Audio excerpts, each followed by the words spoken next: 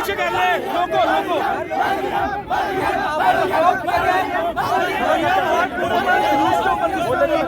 क्या क्या कहेंगे आप? शीशे टूटे हुए हैं।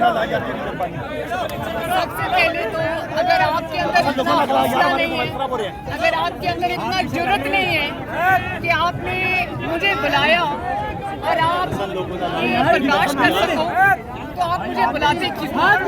सोच समझ के बुलाना चाहिए। यार माइक पीछे करो। अगर आपके पास जिगर नहीं है, अगर आपके पास हौसला नहीं है, तो आपको सोच समझ के बुलाना चाहिए। ओ यार ये माइक अगर बुला लिया, मुस्लिम लीग नून के निहत्ते कारकुनों पे, आवाम पे इन्होंने आज शेलिंग की, पथराव किया और उसके बाद शेलिंग करके मेरी गाड़ी को मुझे तनहा किया और उसके बाद ये गाड़ी की। और आप सोचें कि अगर आज मेरी गाड़ी